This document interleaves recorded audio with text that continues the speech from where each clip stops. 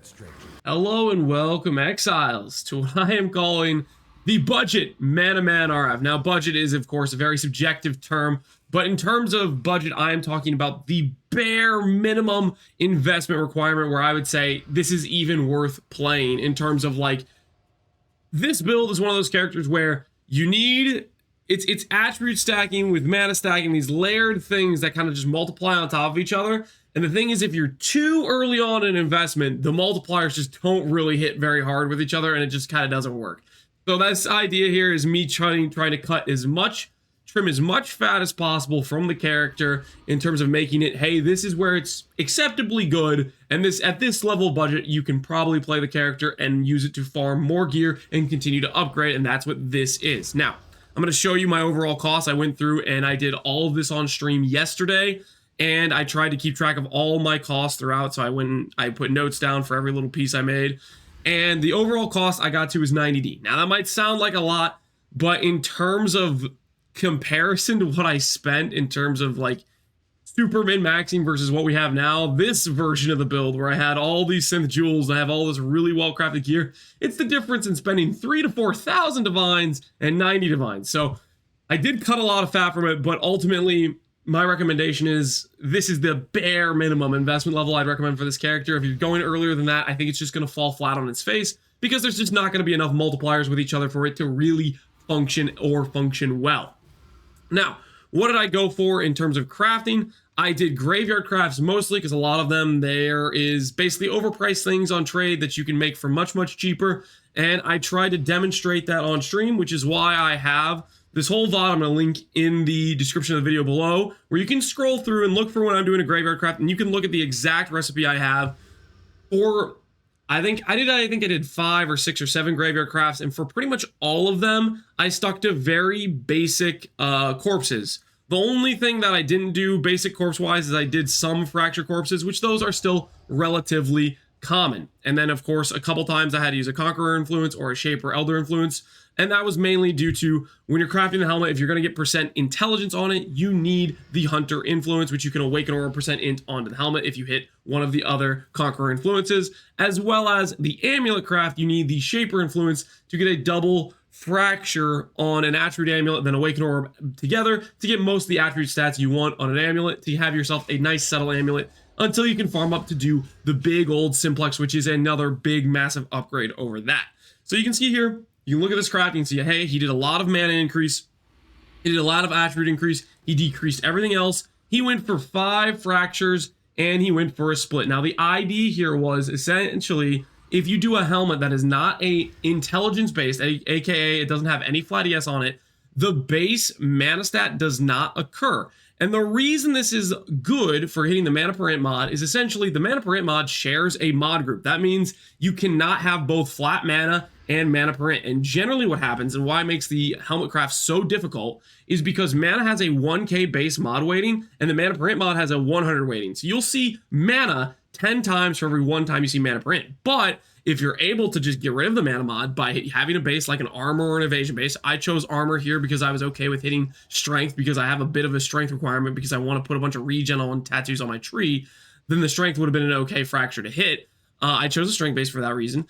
And this way, I can't hit that mana mod, and therefore, if I have 12,000 mana rating, I have a very high likelihood to hit the mana per int mod, because I'm decreasing every other possible prefix pretty much down to a very low weighting. Every other mod on the pool is like 100 weighting, and the mana per int mod's like a 12k weighting. So what it ends up being is like a, I don't know, 10 to 1 odds or something that I'm going to hit the mod I want, because I only want to do this craft once, and that's me trying to save money on it. And that's how we got the helmet we have here.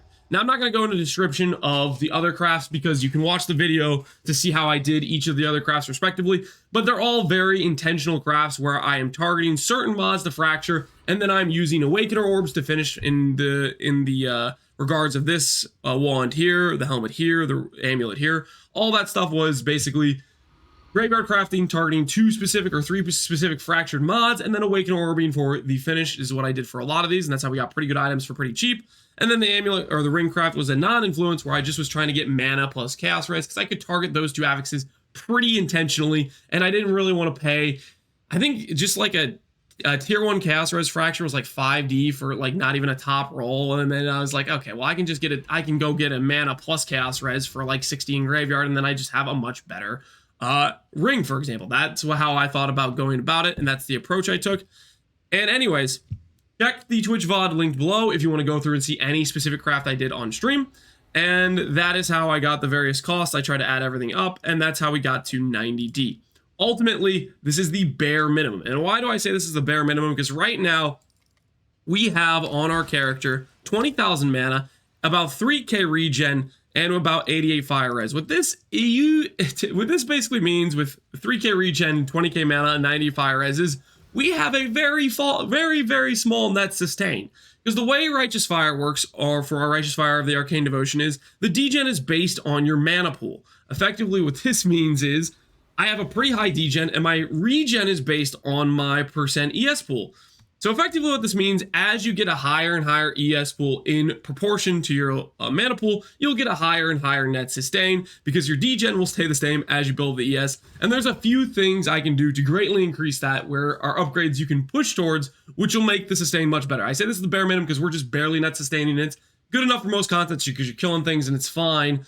But when it comes to, do you want to get to that really tanky, this feels good to play, these are the upgrades you want to look for. And the main ones I'm going to suggest are things like the Forbidden Flesh and Flame, Coruscating Elixir, Zealotry Reservation, and Shavron's Revelation. These are some few things that I've picked out as potential upgrades you can make from this version to really just juice up that sustain, and hopefully this will make some sense. So follow with me. Number one is, right now, we have a bit of reservation left over in order to have the AoE, and in order to have chaos damage hit our mana pool, and thanks to Ivory Tower, we will take up to 5,000 mana damage before it hits our life pool and kills us. For the most part, this works in generally most content. You're going to be in danger in a few of the very specific chaos fights, like Chayula might be a little bit scary, stuff like that, but that works plenty fine.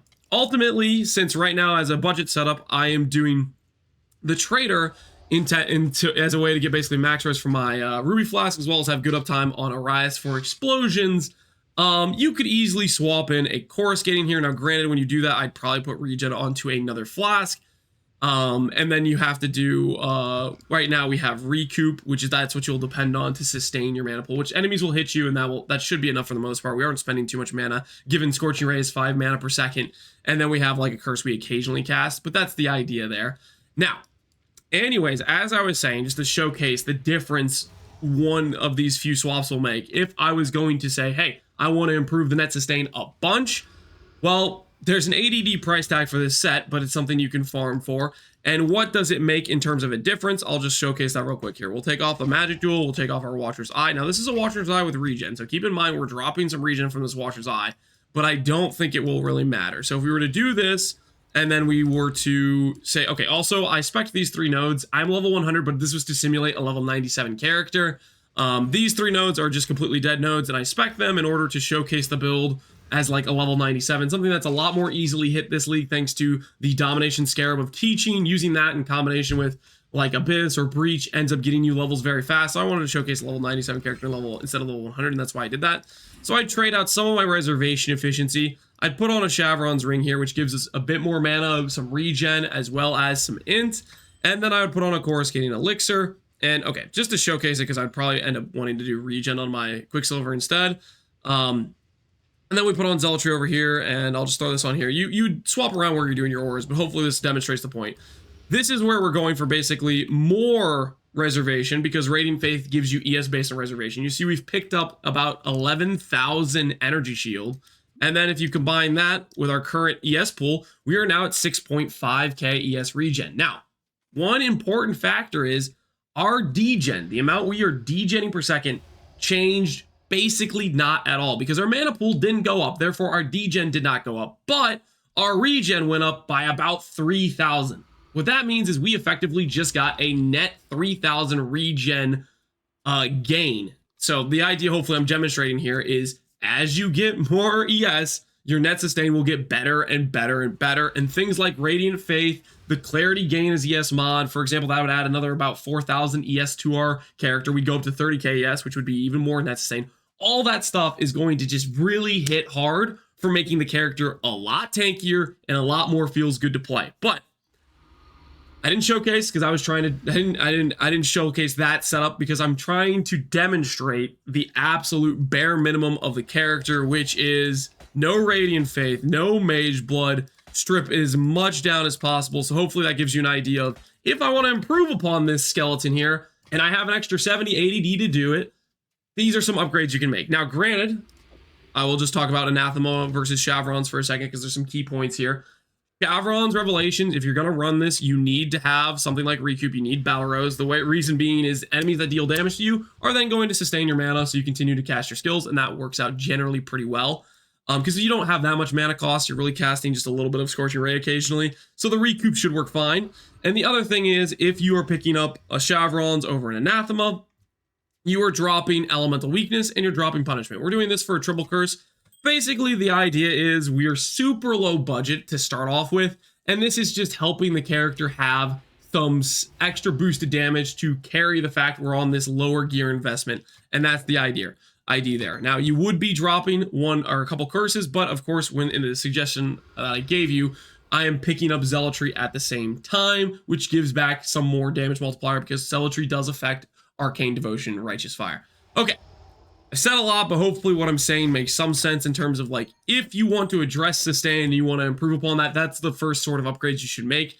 And I also want to say real quickly that something that I would mention as well is when you're looking at a character in terms of, okay, well, in that scenario, I reserve my mana and then I lose my AoE. This is something that I've been doing throughout the playtime of playing this character because Hierophant comes with a very important note. Sanctuary of Thought says AoE per 50 unreserved mana up to 100%. Effectively, what that means, if you have 5k mana unreserved, you have a very large, I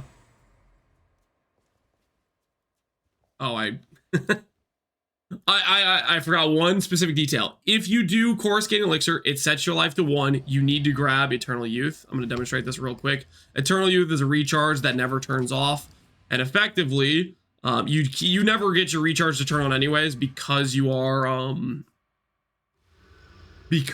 playing a character with Righteous Fire. So effectively, trading your recharge over to your life pool is plenty fine to do. Now, what you'll see here is when you do Coruscating Elixir with Eternal Youth, it actually doesn't turn off your Righteous Fire. You can see as I'm using it, it doesn't turn it off.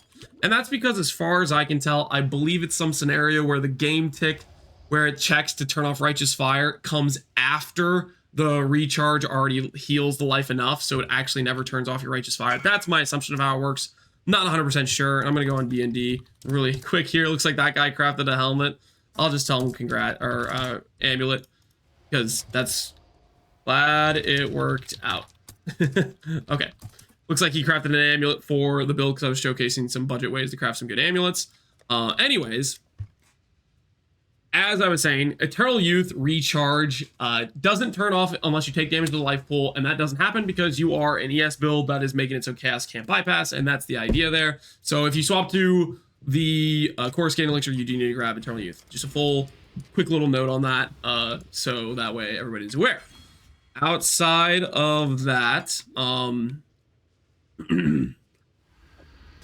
other thing I was saying is, what I like to do is swap between reserving something versus not reserving something. Like on my big setup, I have almost 98% of my mana reserved. But when I go to map, I turn off Tempest Shield or I turn off Arctic Armor. Probably Tempest Shield is what I turn off because that's the least powerful defensively for my character. And that way I go back up to 5k mana unreserved and I have all the big AoE. And that's what I'd recommend you do. If you swap to the setup where you're planning to use Zealotry sometimes versus sometimes not, is when you're doing mapping scenarios, have it turned off so you have the 100% AoE. And then when you're not doing mapping or you're doing bossing or something that you want to try hard and have a little bit more power, then you reserve it to have that extra power.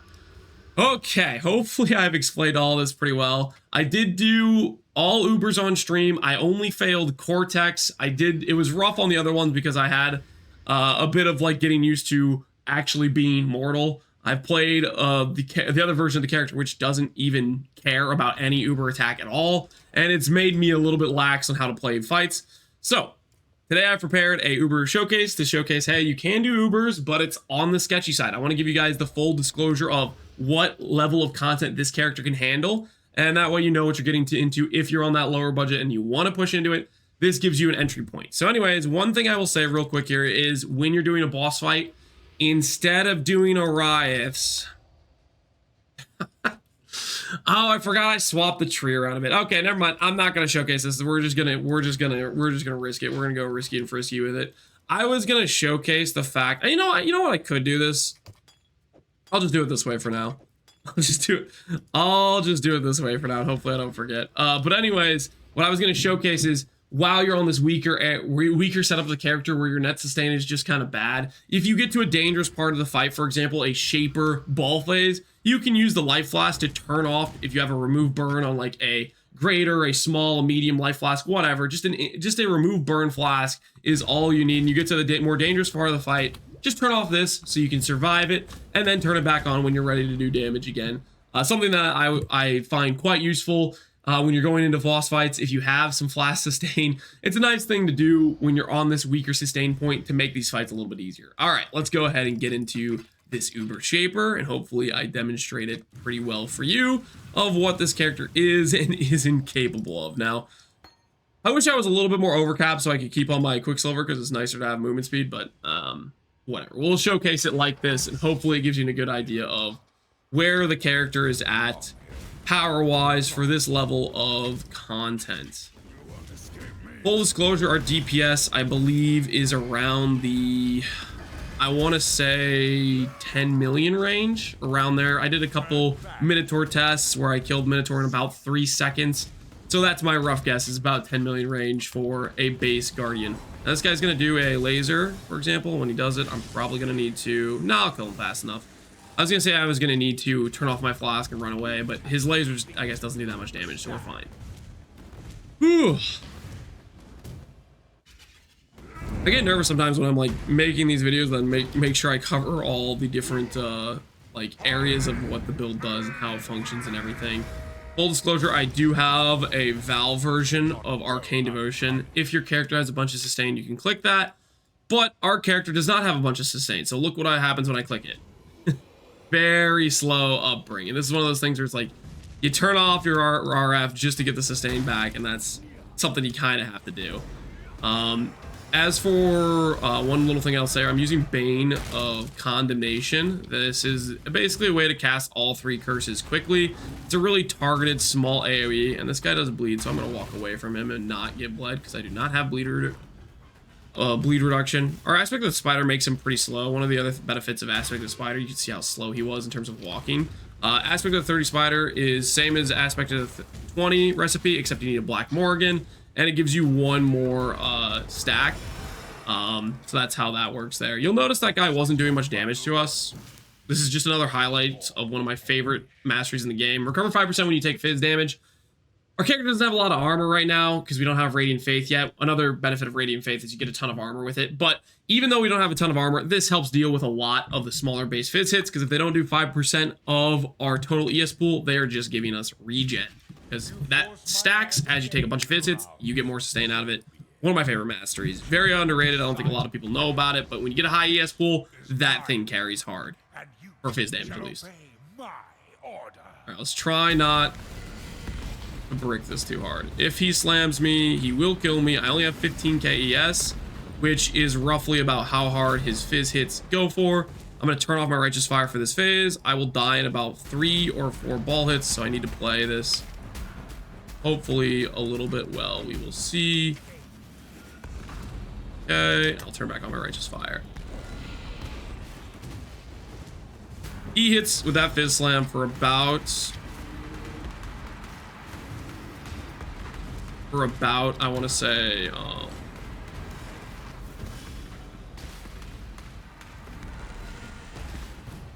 about 15 to 20k.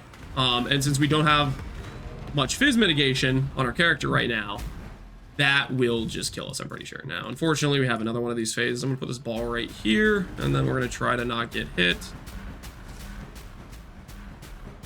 And previously, when I did the Uber showcase of this guy yesterday, I did it without the ability to turn off my life flask. Now, you'll see right there how I'm turning off my life flask going into that phase.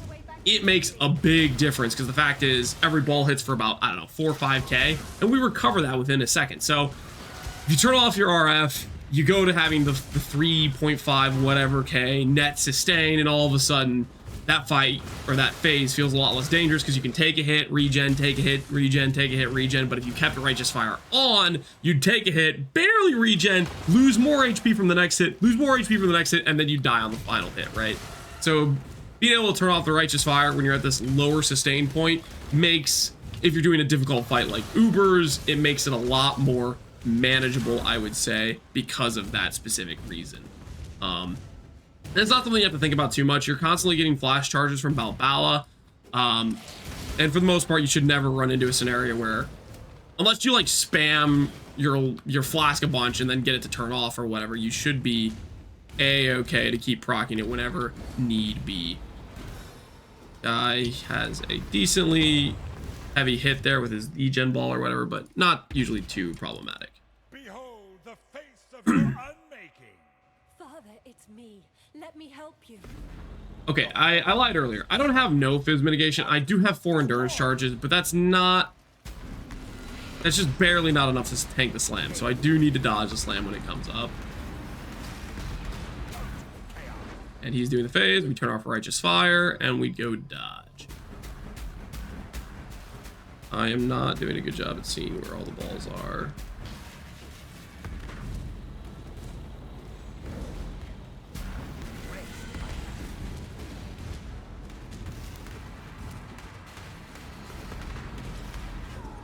And I ate all of those. I did not dodge that well.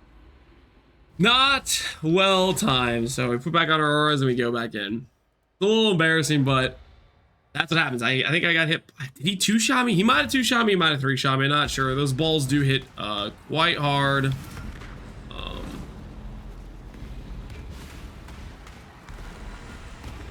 It's good to respect them because they have.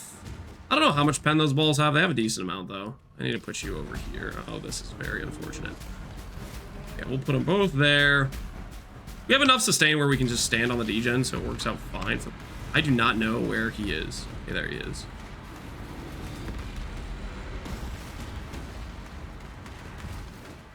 Very bad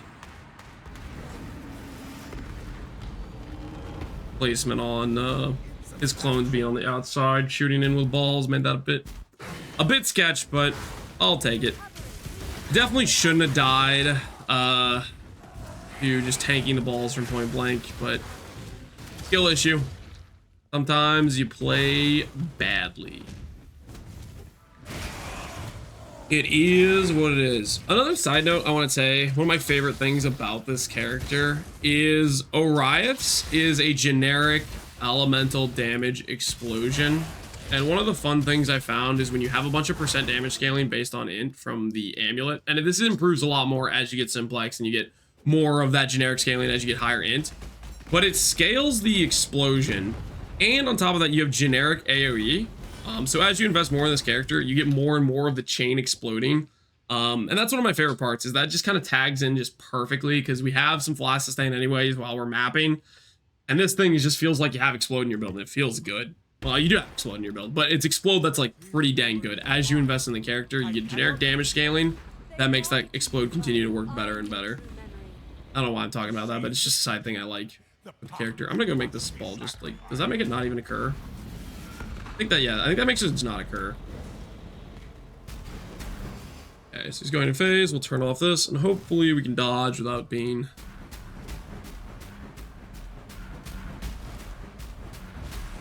And I did not dodge that well at all. But it is okay. Mistakes happen.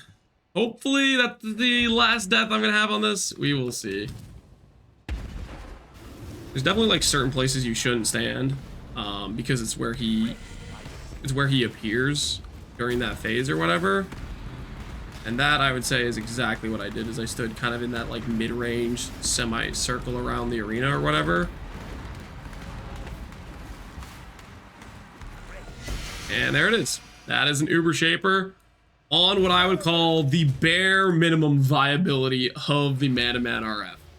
8 minutes, it wasn't pretty, 2 deaths, but hopefully it gives you an idea of what I'd say is the bare minimum recommendable setup of the character. If you want to see how I crafted each of the items, it's going to be in the Twitch VOD in the link below. And as I'm doing them, I try to talk about why I'm doing various graveyard setups, why I'm doing fossils, etc. So it's also kind of a walkthrough guide on doing these sorts of crafts. Anyways, hopefully you guys enjoyed the video. I hope it was worth the time of me taking to set up this more scuffed budget version of the build. And I hope people appreciate it. Whether or not they will or not, I don't know. As always, thanks for watching, Exiles. Take care and peace out.